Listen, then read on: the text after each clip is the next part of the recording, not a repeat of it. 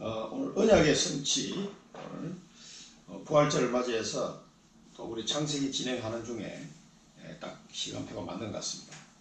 오늘 부활절인데 이 부활의 축복을 하나님 우리에게 주시려고 아브라함 때부터 요셉에 이르기까지 이 사람들을 통해서 하나님이 그리스도를 이 땅에 오게 하시고 그 그리스도를 통하여 십자가 지게 하시고 또 부활하실 수 있도록 그 큰 은혜를 하나님 약속하시고 이제 성취한 날이죠. 이 언약의 성취 과정 속에 오늘 요셉이 들어 있었습니다. 지금 우리도 오신 그리스도를 증거하는 그 언약의 성취 속에 우리도 지금 걸어가고 있는 거거든요. 그래서 오늘 본론을 보기 전에 서론을 먼저 한번 보겠습니다. 언약에 대해서 우리 성경에 나오는 언약에 대해서 한번 정리를 해볼 필요가 있습니다. 첫 번째는 뭐냐면 행위 언약이에요. 행위 언약. 행위 언약 하면 우리 잘 아시는 대로 선악과 사건이죠. 창세기 2장 17절. 이 선악과 사건 사실은 행위 언약이라고 신학자들이 붙였지만은 이것도 은혜의 언약입니다. 사실은 에덴 동산을 다 하나님 만들어 주시고 아담에게 모든 것을 다스릴 수 있는 권한을 다 주시고 또 아담의 생명 모든 것을 하나님 다 주신 거니까. 그러면서 이 선악과를 통해서 하나님은 아담하고 영원히 함께하는 그 축복을 하나님이 허락하신 거거든요.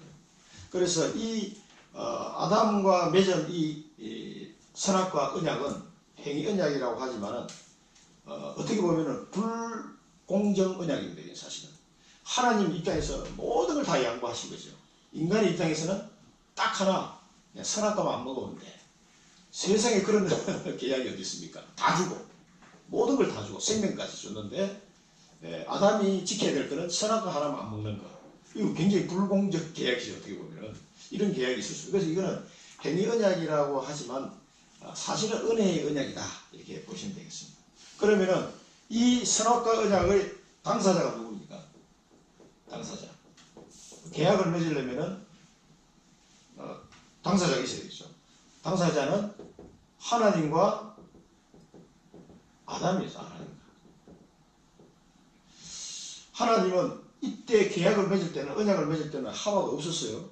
아담이 사람의 대표로 앞으로 사람이 태어날 거니까 사람의 대표로 하나님 아담과 언약을 맺은 겁니다. 그럼 그 언약의 조건은 뭡니까? 조건 말씀드린 대로 선악과를 안 먹는 것. 너무 간단하죠. 선악과를 먹지 않는 거예요. 이렇게 너무나 간단하고 쉬운 언약을 하나님이 만들어놨습니다. 지금도 사실 마찬가지입니다. 지금은 사실 더 쉬울 수 있어요. 이 언약이 실패했습니다. 왜 실패했는지를 알아야 되겠죠. 이 세상에 어떤 책에도 기록해 놓지 않은 인간의 타락, 사단의 유혹을 통해서 인간은 이 선악과를 먹고 범죄하고 말이죠. 네 눈이 밝았어. 저 선악과를 먹고 네 눈이 밝아져서 네 하나님처럼 될 거다. 그 말에 그냥 홀랑 넘어간 거죠. 그래서 인간이 교만해지고 하나님의 말씀을 거역할 그런 마음으로 봤을 때 선악과가 먹음직스럽고 보암직스럽고 탐스럽게 보이는 거죠. 그 인간의 욕심이 잉태한 적 죄를 낳고 죄가 장성한 적 사망을 낳느니라 하는데 그대로 아담과 하와가 이 범죄 속에 빠지게 됩니다. 그리고 쫓겨났습니다.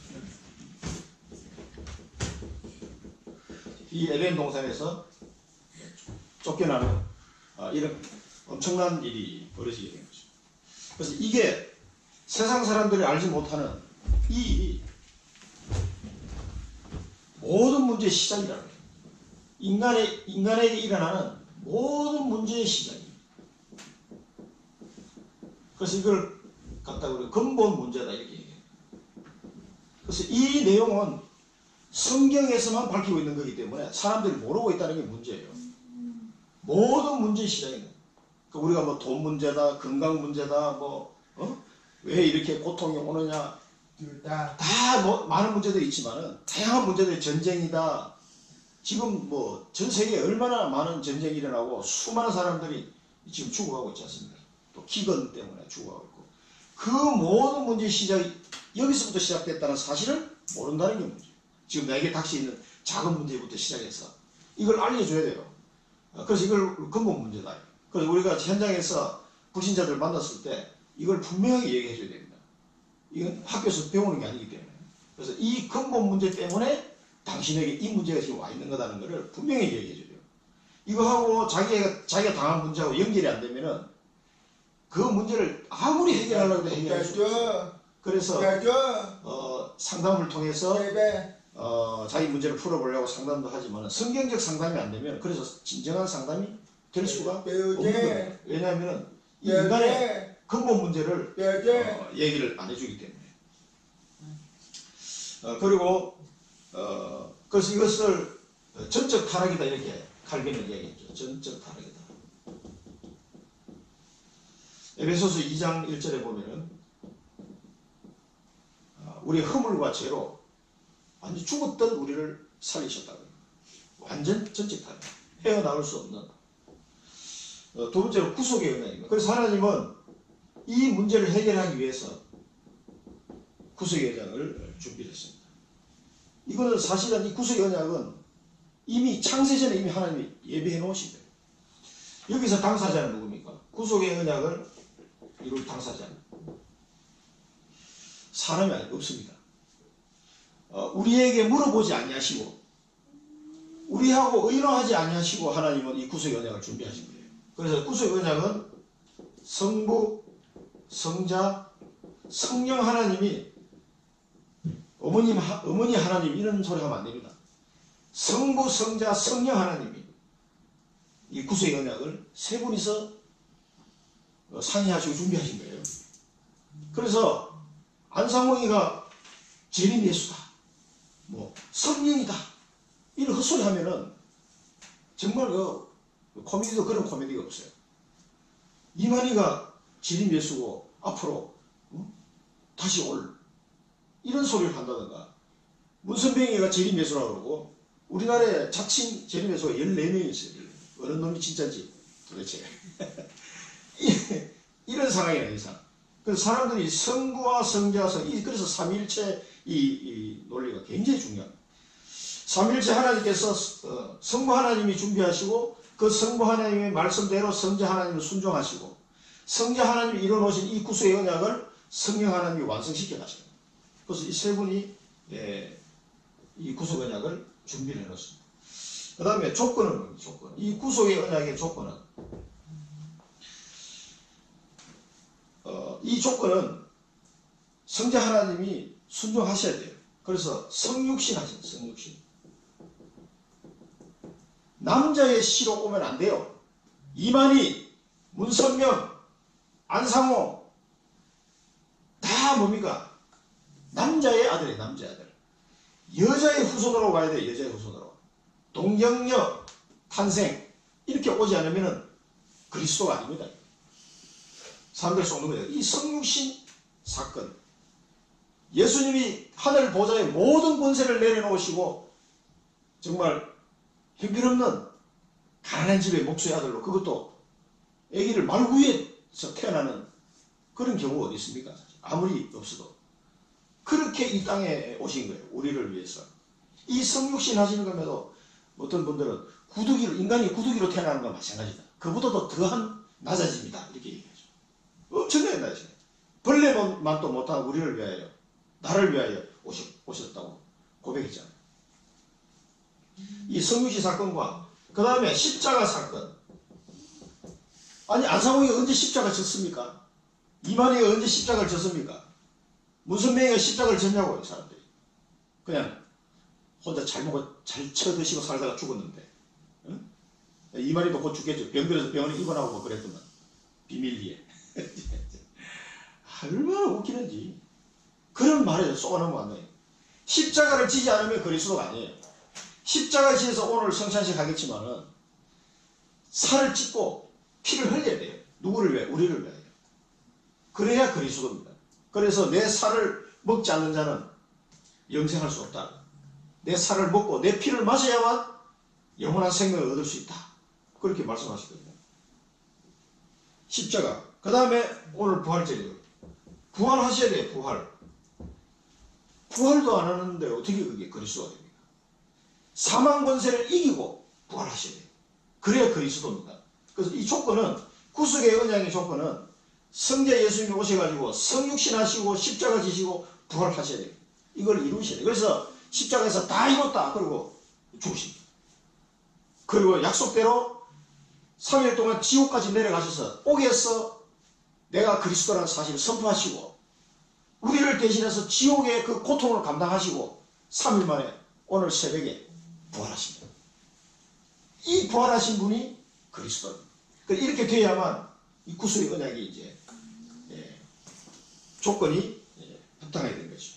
그래서 하나님은 이 구속의 언약을 준비해 놓으시고 우리에게 이제 은혜의 언약을 허락하십니다.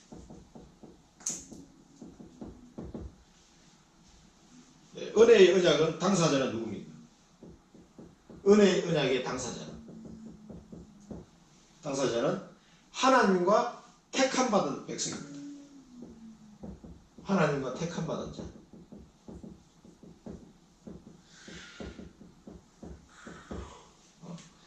이 성중에 내 백성이 많음이니라 하셨다. 사도행전 올 초에 붙잡은 말씀이죠. 사도행전 말씀. 에베소서 1장 4절에 보면은 에베소를 보면 창세전에 그리스도 안에서 우리를 택하셨다. 창세전에 그리스도 안에서 우리를 택하셨다. 그래서 이 은혜의 언약은 하나님이 자기가 택한 백성에게 주시는 언약이에요. 그래서 이거는 이제 시간이 지나가면 지나갈수록 그 시간대에 따라서 계속해서 택한 백성이 주께로 돌아오는 거죠. 이걸 보고 우리는 전도라고 얘기하는 거죠. 그래서 택한 백성이 주께서 창세전에 예배해 놓으셨다. 두 번째 조건은 그러면 이 은혜의 언약을 받을 수 있는 조건은 뭐냐? 너희가 그 은혜를 인하여 믿음으로 구원을 얻었다. 사실은 이게 조건은 아닙니다. 너희가 그 은혜를 인하여 하나님은 바요나 시몬아 네가 복이 있다. 이것을 네게 알게 하니는 혈육이 아니요 하늘에 계신 내 아버지시니라. 하나님이 그 은혜를 인하여 우리에게 믿음으로 구원을 주셨습니다. 그래서 우리가 믿는다는 것은 이 하나님의 구속의 언약에 대해서 내가 억셉트하는 거죠. 그래, 어떻게 보면 수납하는 행위, 받아들이는 행위에 불과합니다. 그래서 은혜를 인하여 믿게 된 거예요. 이거를 공부해서 내가 내 노력으로 알게 된 게 아니고 하나님의 은혜로 알게 되고 믿게 된 거예요. 그래서 사실은 이 은혜의 언약의 조건은 없는 겁니다. 이 조건은 사실 없다라고 말하는 게 맞는 거죠. 그래서 에베소서 2장 8절에 하나님의 선물이다. 선물은 조건 없이 주는 거거든요. 돈 받고 내는 게 선물이 아니다. 선물은 그냥 주는 거예요. 그래서 하나님의 선물이라고 표현하는 거예요. 그래서 이걸 보고 무조건적 선택이다. 칼빈은 이렇게 무조건적 선택이다. 그 조건이 없는 거예요.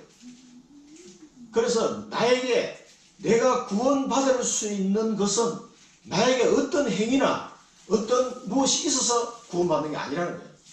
절대 0% 내게 있는 조건은 0%예요. 100% 그리스도의 은혜를 구원받는 겁니다. 그런데 가톨릭은 그리스도의 은혜 50%, 너의 노력 50% 이렇게 가르치니까 그게 얼마나 가증한 일입니까? 가증한 일. 그래서 가톨릭 신자들은 열심히 일주일에 2번씩 준호의 와이프도 일주일에 2번씩 꼬박꼬박 장애인 가가지고 또 이렇게 봉사하고 또 고아원에 가서 또 봉사하고 양로원에 가서 봉사하고 왜 합니까? 내가 구원받아야 되니까 50%를 채워야 되니까 이게 얼마나 웃기는 교리입니까? 이게. 그런데도 가톨릭은 그렇게 지금 가르치고 있는 거예요. 그러니까 가톨릭 교리대로 믿으면 구원이 없는 거예요. 그래서 내 친구 준원이한테는 걔가 가톨릭 성당에 다니지만 확실하게 얘기했어요. 네가 고학원에 수학도 갖다주고 과일도 갖다주고 13년 동안 토요일마다 봉사했지만 자기를 그럴 때 자랑스럽게 얘기하더라고. 야, 13년 동안 과일 갖다주는데 그 갖다주면서 그 고학원에 있는 아이들에게 한 번이라도 복음 전한 적이 있으면 얘기해봐. 아무 말도 못하고 단 한 번도 복음 전한 적이 없어요.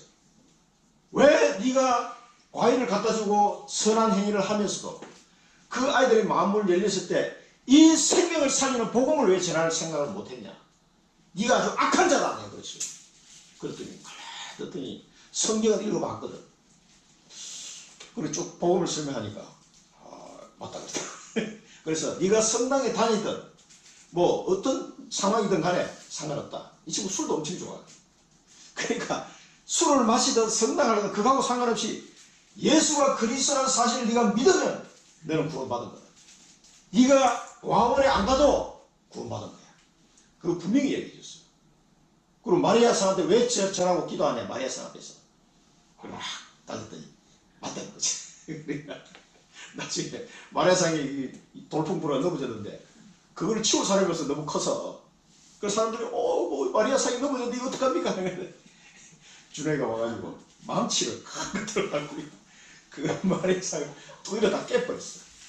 난리가 난 거예요. 성당에. 그 큰 성당, 대구에 아주 큰 성당에. 아니 마리아상 그 기도하는 자기들 우상처럼 섬기던 마리아상을 돌로 망치로 깨가지고 트럭을 불러서 싣고 버린 거예요. 그래가 신부하고 거기 막 성도들이 난리가 난 거예요. 왜 그랬냐? 아니 돌이잖아. 돌이 우리에게 구원을 주는 게 아니다. 그리고 자기는 이거는 깨고 새로 하나 세워라. 이 친구가 평신도 회장이거든. 그 성당에서 제일 무슨 뭐 이렇게 모임이 있더라고. 그 중에 이제 회장을 하던 상황이기 때문에 신부도 함부로 말을 못해. 그래가지고 자기가 돌이 무슨 돌에도 기도해. 내가 했던 말이 귓구멍에 들어간 거지. 그래서 그 친구는 성당에 다녀도 내가 구원을 받았지 않아. 이렇게 생각이 들어요. 왜? 오직 예수 그리스도를 통해 구원받기 때문에 그 친구가 술을 마시던 뭐라든 약간 좀 성격이 괴짜 같은 성격이 좀 있는 친구예요. 그리고 그걸 다 자랑스럽게 나도 얘기하더라고요. 성당에 난리가 났다. 잘했다. 잘했다. 그것 때문에 되는 게 아니거든요. 무조건적 선택이 하는 조건 없이. 그래서 이 행위 언약 이후에 타락한 인간에게 하나님이 모든 이루어진 언약은 뭐하고 관계 있습니까? 피하고 관계 있습니다. 모든 하나님의 언약은 피로서 체결이 되는 겁니다. 그래서 이 언약을 준비하는 그 십자가 피 때문에 구약 시대 때는 어린 양을 잡아서 피제사를 드린 거죠. 히브리서 이게 이제 유일한 방법이에요. 유일한 방법.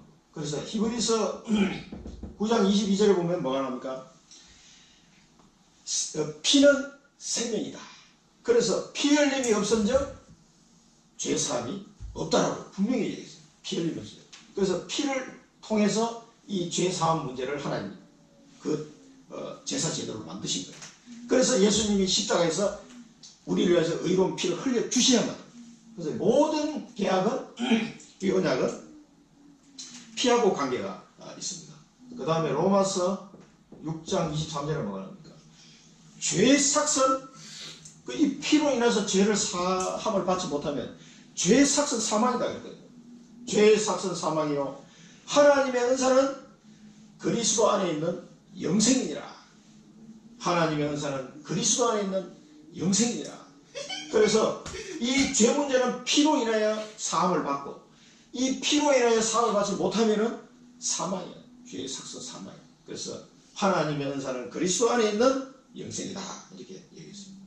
그래서 네 번째로 우리 어제 핵심에도 나왔고 하요 집회도 나왔습니다만은 평생의 언약이 정리가 됩니다. 그러면은 이 축복을 내가 받은 게 맞다면은 평생의 언약이 하나님의 나를 통해서 이루시려고 하는 평생의 언약이 정리가 되어 있어야 됩니다. 하나님의 말씀으로 딱 붙잡아야 돼요. 그 올해 우리가 언약으로 붙잡은 말씀이 사도행전 18장 말씀입니다. 18장 4절 9절 10절 어떤 사람도 너를 대적하여 해롭게 할 자가 없을 것이니 이는 이 성경에 내 백성이 많음이라 하시더라. 너는 침묵하지 말고 말하라 그랬거든. 밤에 주께서 환상 가운데 바울에게 말씀하시되 두려워하지 말며 침묵하지 말고 말하라. 내가 너와 함께 있으면 어떤 사람도 너를 대적하여 해롭게 할 자가 없을 것이니 이는 네 성중에 내 백성이 많으니라. 이 말씀을 원래는 우리가 붙잡고 시작해요. 그런 것처럼 이게 언약입니다. 내 평생의 언약이 말씀으로 정리가 딱 돼 있어요. 나는 어디로 갈 것이냐. 말씀으로 딱 정리되고 그 다음에 이 언약이 정리가 안 되면요 계속 방황합니다. 그래서 이 언약을 통해서 평생 기도가 전개가 됩니다. 이 언약을 따라 기도하면 돼요. 그래서 이 언약 기도를 여기 이렇게 되면 나의 미션이 정확하게 나와요. 그 다음에 평생의 전도. 그러면은 평생의 언약이 정리되면은 평생 기도가 딱 나오고 미션이 발견이 되고요. 그럼 평생의 전도가 정리가 됩니다. 이게 나의 전도, 나의 전도, 나의 전도. 그러면서 내가 가는 모든 곳에 사람들을 치유하는 이런 일들이 계속 벌어지는 거죠. 그래서 이런 사람을 보고 우리는 뭐라 그러면 정인이다. 정인. 하나님이 정인으로 우리를 불러주셨습니다. 본론을 보겠습니다. 하나님의 시간표. 오늘 본문을 보면서 정말 하나님의 시간표가 절묘하구나 하는 생각이 많이 들었습니다. 이때 야곱이 나이가 몇 살입니까? 나이가 이제 130세. 야곱이 나이가 이제 130세가 되고, 이제 굉장히 많은 부분에서 하나님이 야곱을 축복하실, 그 야곱에게 주셨던 언약이 성취되는 것을 야곱에게 보여줄 시간표가 된 겁니다. 이 130대 나중에 그 바로왕 만나가지고 내 나그네 인생이 130년이다 이렇게 얘기하잖아요. 참, 이 야곱은 인생의 파란만장한 인생을 130년을 사신 거예요. 그러니까 우리가 60년을 살아도 파란만장한 그 과거가 생각이 나는데 130년을 살면 얼마나 많은 우여곡절이 많았겠습니까? 많은 그 고난과 고통들이 또 하나님의 축복도 얻게 받고. 그럼 130년 살면서 야곱이 이제는 준비가 이제 완료된 겁니다. 그러면서 요셉의 나이가 이때 몇 살입니까? 39세입니다. 요셉의 나이가 39세. 그러니까 자기 아버지하고 91세 차이예요. 요셉이 39세니까 30세에 총리가 돼가지고 7년 풍년이 지났어요. 그 다음에 흉년이 2년 차. 흉년. 그래서 39세예요. 그러니까 왜 하나님이 이 시간표를 결정했느냐. 노예로 팔린 지 22년 됐습니다. 노예로 팔린 지 22세. 그 다음에 정치적으로도 안정된 시기예요. 요셉이 꿈을 해석하고 그 해석한 대로 딱 되고요. 풍년 왔을 때는 문제 없어요. 7년 풍년. 다 좋은 게 좋은 거니까. 근데 흉년이 이제 오느냐 안 오느냐 중요한 거예요. 진짜 첫해 흉년이 지나갔어요. 흉년이 지나가 보니까 이 흉년이 보통 흉년이 아니야. 완전 어떻게 보면 대공황 같은 그런 엄청난 재앙이 이제 심각한 흉년이 온 거란 말이에요. 그런데 그것도 1년이 아니라 7년이라고 얘기했는데 1년 진짜 흉년이 왔어. 사람들이 고통스러워. 근데 그 공물을 팔아서 많은 돈을 걷어서 누구한테 다 국고해. 나라에 다 갖다 바치니까 왕은 너무 좋은 거예요. 그 대신들이 봤을 때도 정말 요셉 총리가 말했던 대로 이게 다 좀 진행되거든요. 그러면 2년차 딱 들어가면 또 흉년이 왔어요. 그러면 누구도 요셉에게 함부로 얘기하는 사람이 없는 거예요. 진짜 저 사람 하나님의 사람이구나. 맞구나. 그래서 이제 정치적으로 요셉이 안정이 되는 거예요. 이런 시간표를 하나님이 딱 기다려요. 생각해보세요. 첫째 흉년이 오늘 분명히 요셉은 알고 있었는데 첫 번째 흉년이 왔을 때 왜 요셉은 자기 아버지를 찾지 않았을까요? 가나안 땅 가깝습니다. 이게. 자기 종들 시켜서 야, 그 가나안 땅 헤브론에 가면은 야곱이라는 사람이 있어. 그 사람 모시고 와. 그러면 금방 마차하고 보내면은 가능하거든요. 요셉은 인본주의를 안 쓴 거예요. 끝까지 하나님 시간표를 기다린 겁니다. 아버지를 요셉 같은 사람이 자기 아버지를 모셔올 생각을 안 했을 리가 없어요. 그럼에도 불구하고 요셉은 그 언약의 사람 자기 아버지를 기다린 거예요. 시간표를. 그 2년차가 됐을 때 자기 형들이 찾아온 거예요. 그 형들을 보면서 하나님의 시간표가 왔구나. 이걸 이제 요셉이 깨달은 거죠. 그래서 요셉은 틀림없이 기도하면서 자기 그 가족들, 요셉은 자기 형들과 조카들과 자기 아버지가 어떤 사람인지를 안단 말이에요. 아브라함에게 주셨던 그 언약이 나를 통해서 성취된다는 걸 알고 있는 사람이에요, 요셉은. 그래서 그 가족이 애굽으로 와야 돼. 그래서 큰 민족이 헤브론 땅에서는요, 그게 안 돼요. 좁아서. 그 70명은 살 수 있겠지만 거기 수백만 명이 살 수가 없어요. 그래서 이 애굽의 고센 땅, 이 넓은 땅으로 와서 수백만 명으로 불어날 수 있도록 그런 장소가 있어야 돼요. 그래야 나중에 가서 가나안 땅을 다 점령할 수 있거든요. 그래서 오늘 본문을 보면서 이런 시편 105편을 같이 봐야 됩니다. 시편 105편이 언약에 관련된 내용이 쫙 나옵니다. 그리고 오늘 이 내용으로 같이 다 나와요. 그래서 시편 105편도 같이 이렇게 보시면 나중에 집에 가서 다 자세히 읽어보시고요. 제가 이 구절을 알려드리겠습니다. 그래서 그리고 이런 시간표가 될 때까지 하나님 기다리신 거고요. 그 다음에 12지파가 준비가 다 됐어요. 12지파. 창세기 46장에 보면은, 창세기 46장 21절에 보면은, 이때 막내 베냐민 나이가 20대 중반쯤 돼요. 요셉하고 한 15살 차이 나니까 20대 중반 되는데, 이때 베냐민 아들이 10명. 벌써 20대 중반인데 아들이 10명이나 낳았어요. 다른 딸 이름은 안 나오거든. 아들 이름만 나오는데 아들만 10명이야. 베냐민 지파가.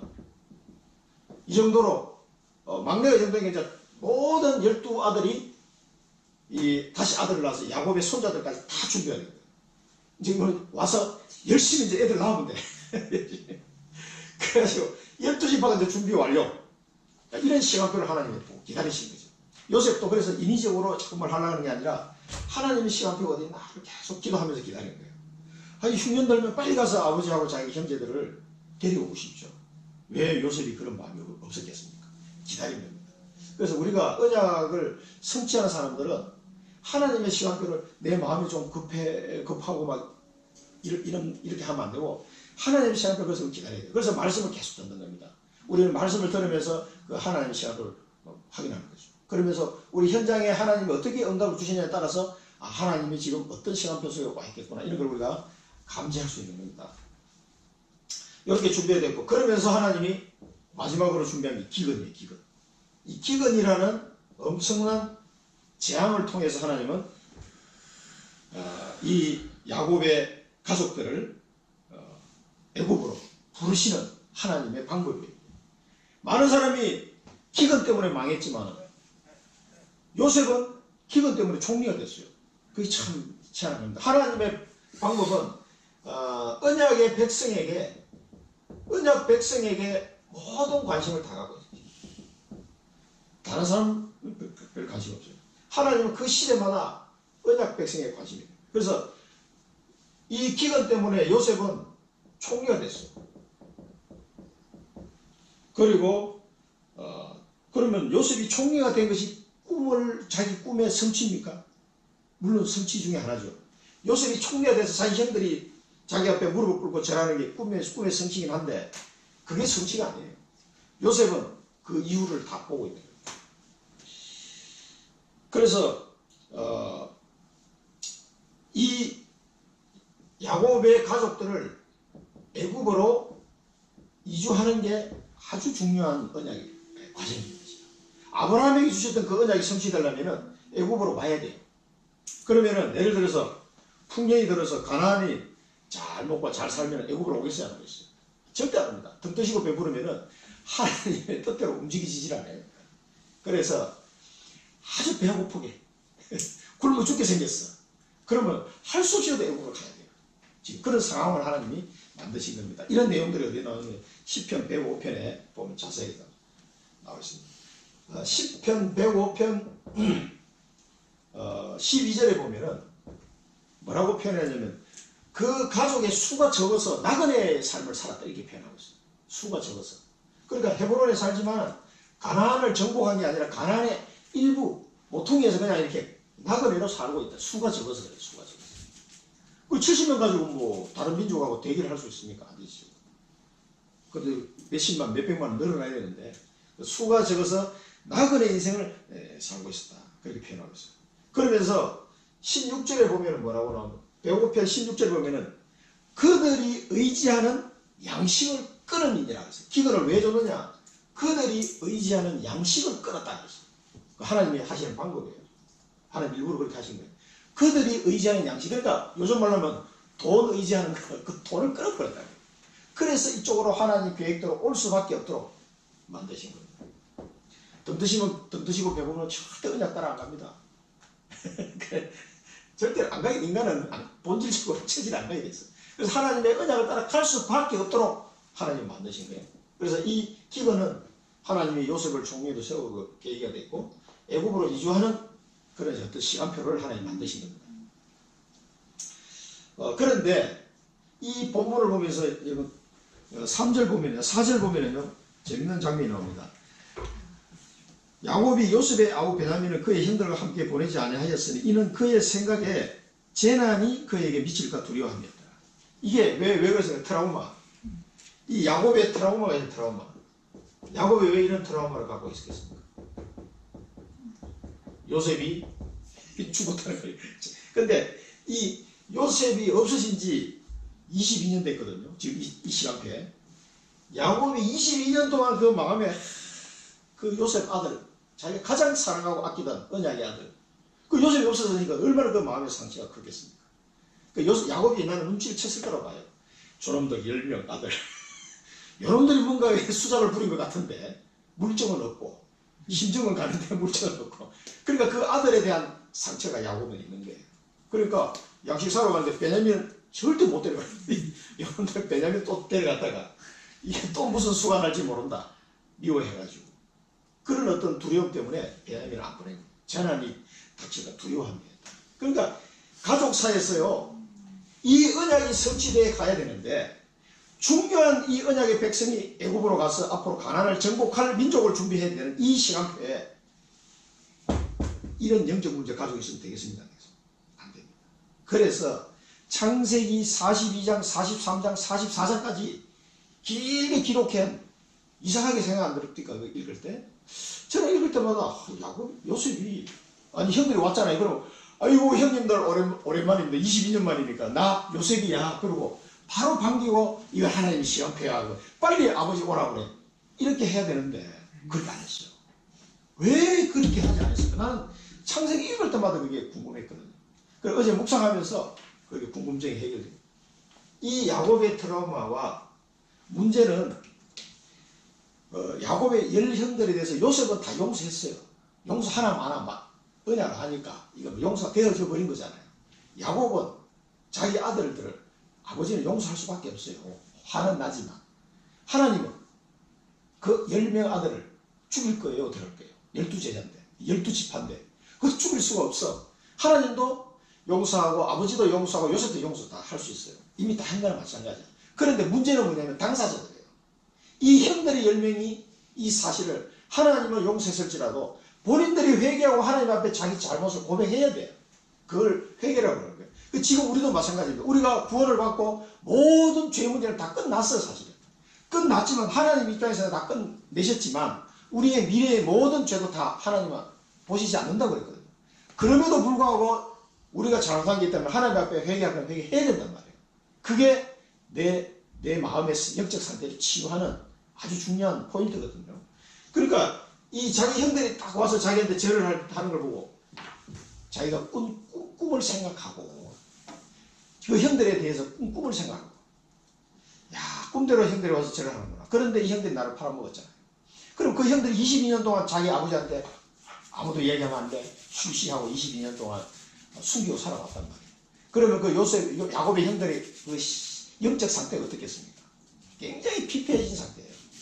하나님 앞에 어떤 두려워하는 그런 범죄이기 때문에 두려운 마음도 있었을 것이고, 아버지를 볼 때마다 그 마음이 편했겠어요? 절대 안 편합니다. 아버지를 볼 때마다 요셉을 생각하면서 아버지가 막 힘들어하고 슬퍼할 때 그 10명의 아들이 마음이 어떻겠어요? 자기 동생을 노예를 팔아먹었을 때는 요셉이 거의 죽지 않았을까 이렇게 생각할 가능성이 많아요. 그 험악한 노예 생활을 하다가 뭐 어디서 굶어 죽었든지 어디 맞아 죽었든지 뭐 그랬을 가능성이 많다고 생각할 수 있는데, 그러면 그 현대의 마음속에 늘 그 죄책감, 이런 상태로서는 이스라엘 민족이 애굽에 와서 앞으로 그 후대들을 키우고 후손들이 번창해 나가야 되는 이 축복 속으로 들어올 준비가 안 됩니다. 이 영적 상태를 바꿔주기 위해서 요셉이 지혜를 쓴 거예요. 그걸 생각하면서 야, 요셉이 참 보통 은혜를 받은 사람이 아니구나 하는 생각이 들었어요. 그래서 여기서 우리가 붙잡아야 될 언약이 있습니다. 하나님의 시간표, 이 붙잡을 때 하나님의 시간표는 최적의 시간표다. 꼭 기억하시기 바랍니다. 하나님의 시간표는 최적의 시간표다. 그래서 우리는 기도하면서 하나님의 시간표를 기다리는 겁니다. 자, 형들과의 재회, 형들을 만났습니다. 형들이 절을 했습니다. 형들이 요셉 앞에 절을, 이거는 그 꿈이 성취된 거죠, 사실. 그러나 이 성취로 끝나는 게 아니라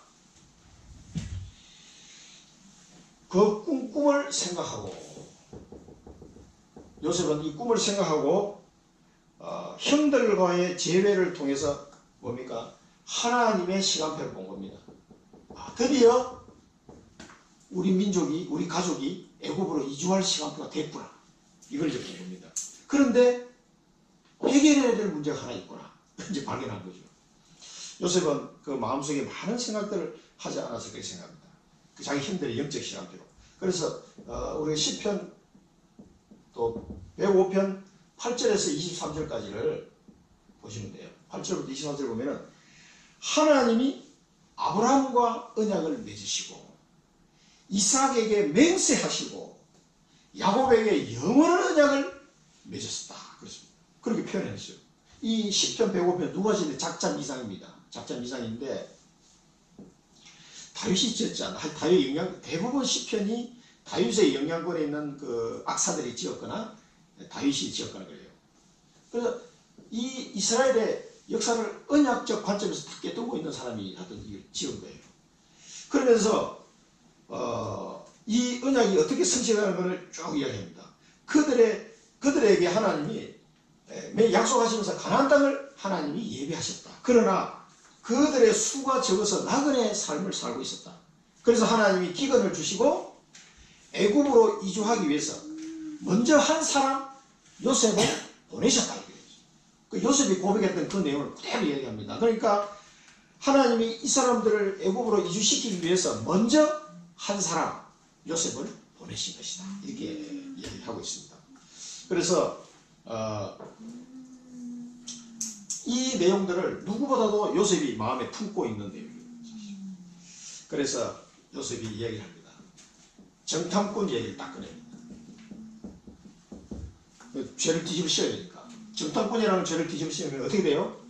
자기 신분을 증명해야 되잖아요. 나 정탐꾼 아닌데. 신분을 증명해야 돼. 신분. 어디 사는 누구며 누구의 아들이고 뭐 이런 걸 자기 가족을 이야기하면서 자기 신분을 증명하도록 아빠. 그러면서 자기 형들이 스스로 고백하게 만든 거죠. 성경에 보면은 13절에 보면은 뭐라고 하냐면 그들이 이르되 당신의 종 우리들은 12형제로서 가나안 땅 한 사람의 아들들이라 막내 아들은 오늘 아버지와 함께 있고 또 하나는 없어졌나이다. 그때 이 말을 할 때 형들 마음이 뜨끔했을 거야 아마. 없어지기는 뭘 없애. 노예로 팔아먹었지. 자기들 노예로 팔아먹었으면 이렇게 얘기했는데 그 말을 못하고 없어졌나이다. 이게 약간 대충 얼렁뚱땅 둘러댄 거잖아요. 어떻게든지 자기 형들이 이 고백을 통해서 하나님 앞에 자기 이 죄책감 이 부분을 해결하지 않으면은 이 사람들 영적 상태가 굉장히 그 상처를 통해서 사단의 역사이기 때문에 이 고백하게 만든 거예요. 그렇게 해서 22년간 숨겨져 온 이 가족사, 집집마다 남한테 말하고 싶지 않은 가정사가 다 있단 말이에요. 이 가정사를 가장 어떻게 보면은 그 형들의 아픈 부분이죠. 우리 또 이 야곱의 가정에서 해결해야 될 부분, 이 가족 간에 서로 화해하고 이 부분이 해결 안 되면 이게 힘들단 말이에요. 나중에 그 후손들 어떻게 하면, 나중에 머나세하고 에브라임이 자기 그 큰아버지 볼 때, 손 나쁜 큰아버지. 우리 아버지를 노예로 팔아먹다니. 그래서, 만약에 그래 사촌 간에도 어떻게 되겠습니까? 이게 이상하게 되는 거예요. 이런 것들이 언약 안에서 다 녹아 없어져야 돼요. 그런 상태에서 이제 이스라엘 민족이 만들어져 가야 되는 거기 때문에 굉장히 이런 부분을 요셉이 생각하는 거예요. 그래서 이게 성경에 길게 기록된 것은 중요한 내용이에요. 그것이고, 이게 가정사들이 형들의 이 회개가 필요한 장면이죠. 회개하고 이 영적인 상태가 치유받아야 돼. 마지막 퍼즐이다. 이걸 위해서 총리를 빨리 밝혀야 되는데 안 밝히고 계속 미뤄놓는 거죠. 나중에 그 참다 못해서 나중에 밝히잖아요. 그러니까 요셉은 이미 마음은 다 빨리 밝히고 싶어. 그래도 요셉은 이 뒤를 내다보면서 안 밝히는 거예요. 우리 여기서 붙잡아야 될 미션. 응답이 왔을 때 하나님이 우리에게 어떤 응답을 주셨을 때는 남이 못 보는 시간표 또한 영적 문제를 볼 수 있어야 됩니다. 그래서 언약 성취를 위해서는 우리의 숨은 문제 이 치유돼야 돼요. 우리가 언약 응답이 오잖아요. 그 다음 단계로 언약 성취를 단계를 내다볼 때는 반드시 우리의 영적 문제와 숨은 문제 있어요. 이 부분들을 치유해 나가요. 그럴 때 하나님 더 큰 응답 속으로 한 걸음씩 한 걸음씩 나가게 되는 거죠. 이걸 오늘 미션으로 좀 붙잡아야 되겠습니다. 그래서 우리 나영호 박사님 같은 경우는 이 회개하는 부분에 굉장히 강조를 많이 하시거든요. 이미 하나님 용서하셨어요. 그리스도 안에서 다 끝났지만 내 입장에서는 우리 입장에서는 회개해야 되는 거죠. 그래 하나님 그걸 보고 기뻐하신다는 거예요. 그래서 요셉이 형들을 시험했습니다. 진실함을 증명해라. 너희들이 진실함을 증명해서 아우를 데려와라. 막내 아우를 데려와라. 왜 못 데려오고 아니까 막내 아우를 데려와라. 이런 사건을 통해서 자꾸 이제 이 요셉이 일을 꾸며나가요. 막내 아우를 데려와라. 그러면서 이 사람들을 감옥에 집어넣습니다. 10명 중 1명은 가고 9명은 갇혀 있어라. 그러면서 3일 동안 감옥에 집어넣어요. 이게 요셉의 방법이에요. 감옥에 들어가는 게 중요한 게 아니고요. 이게 감옥에서 회개할 수 있는 기회예요. 회개할 수 있는 기회입니다. 그래서 우리가 다음 주에 보겠습니다만 21절에 보면은 뭐라고 얘기하냐면은 그들이 서로 말하되 우리가 우리 아우의 일로 말미암아 범죄하였도다. 그가 우리에게 액을 할 때에 그 마음의 괴로움을 보고도 듣지 아니하였으므로 이 괴로움이 우리에게 임하도다. 얼마나 이 사람들이 마음속에 그 양심의 가책, 이 자책하고 있었다는 걸 알 수 있어요. 감옥에 딱 들어갔는데 왜 딴소리 22년 전에 그 생각을 잊어버리지 못하는 거죠. 자기 동생 팔아먹은 거에 대해서. 충동적으로 했지만 이 죽었을 가능성이 많은데 어떻게 해요. 그러니까 그 마음에 죄책감이 남아있다 가목에 딱 들어가니까 그 생각이 난 거예요. 그래서 이 괴로움이 우리에게 임한다 하면서 르우벤은 그의 피값을 치르게 되었도다. 이렇게 이제 한탄하는 거죠. 이런 부분을 끄집어내서 이 상처를 치유해야 돼요. 그 목적으로 감옥에 집어넣어버린 겁니다. 그러면서 나중에 유다는 어떻게 됩니까? 자기 아버지 앞에 그 베냐민 데려오려고 아버지 앞에 가서 맹세하잖아. 내 두 아들을 목숨을 걸고 내가 맹세하겠다. 그래 꼭 데려올 테니까 아버지 베냐민 데려가게 해달라. 그리고 진짜 유다, 근데 이상하게 유다가 났어요. 대표로. 자기 힘들 대표로. 그 유다가 이제 이 영적인 이제 대표이기 때문에 막 그렇게 된 것 같은데 유다가 자기 아버지한테 그렇게 그게 뭐냐면 자기 생명을 걸어놓고 아버지 앞에 이제 엎드린 거죠. 이게 사실 중론이나 사내의 문제이기 때문에 우리가 볼 때는 뭐 이게 안 좋은 게 아니까 우리가 대충 보지만 당사자 입장에서 엄청 심각한 상태란 말이에요. 그 얘기하고 나중에 요셉 앞에도 엎드렸어요. 유다가 주의 종 유다가 요셉 보고 내가 주의 종이라는 말을 몇 번 하는지 모릅니다. 그 살려달라고. 그 언잔이 훔쳐간 언잔이 베냐민 자기에서 나왔거든. 그러니까 어떻게 우리가 다 주의 종이 되겠습니다 하니까 아니다. 그 언잔이 나온 자만 내 종이 될 것이다. 이렇게 얘기해버리니까 베냐민은 난 다 집에 가도 좋다. 이렇게 얘기하면 어떻게 돼요? 그러니까 유다가 막 머리에 도는 거예요. 그러니까 갈 수가 있습니까? 다시 성으로 돌아와가지고 유다가 엎드립니다. 그 요셉한테 주의 종 유다 주의 종이 말씀드리겠습니다. 주의 종. 그러면서 그 요셉에게 용서를 비는 자입니다. 물론 이제 그 요셉을 팔아먹은 것에 대해서 용서를 빈 건 아니지만 그 자기 잘못을 그 형이 유다가 요셉에게 그런 말하는 걸 요셉이 보면서 나중에 그 감정을 억제하지 못하여 나중에 그 형들에게 이야기하게 됩니다. 그때까지 정말 이 형들이 죽음의 직전까지 간 거거든요. 그 용서를 비는 형들을 보고 이제 그걸 얘기를 하게 되는 거죠. 그래서 회개의 기회를 이 형들에게 주는 겁니다. 나중에 그 28절에 42장 28절에 보면 하나님이 어찌하여 우리에게 이런 일을 하시냐. 하나님이 그런데 막 튀어나옵니다. 우리의 비전. 언약 잡은 자에게 하나님이 명철과 지혜를 허락하십니다. 그래서 언약 성취의 주역으로 사용을 하시게 됩니다. 그래서 하나님은 우리에게 명철과 지혜를 주셔가지고 이 언약 성취가 될 수 있도록 결론입니다. 최적의 시간표를 기다리라. 하나님의 최적의 시간표가 있다. 이걸 내 기준이 아닙니다. 하나님의 기준을 생각하시면서 최적의 시간표를 기다리십니다. 믿음으로. 두 번째는 응답이 왔을 때 그 다음 단계를 내다보면서 숨은 문제, 숨은 영적 문제 꼭 회개하고 치유하는 결단이 있어야 됩니다.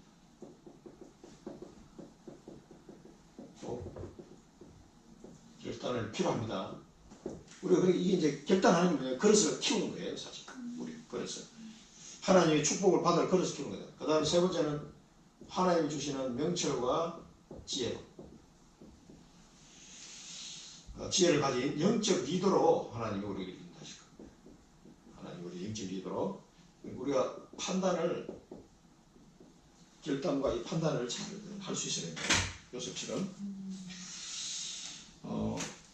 오늘 부활절 때문에 오늘 이 언약을 한번 보고 이 언약이 요셉을 통하여 어떻게 성취되어 가고 있는지 그때 요셉이 한 행동, 말하는 것, 시간표를 보는 것과 영적 문제를 치유해야 하는 결단을 하게 된 것과 또 명철과 지혜로 잘 판단한 것 이걸 잘 생각하시면서 한 주간 누리시기 바랍니다.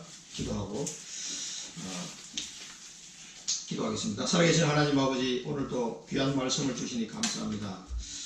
요셉을 통하여 하나님의 언약이 어떻게 성취되어 가고 있음을 확인하게 되니 감사합니다.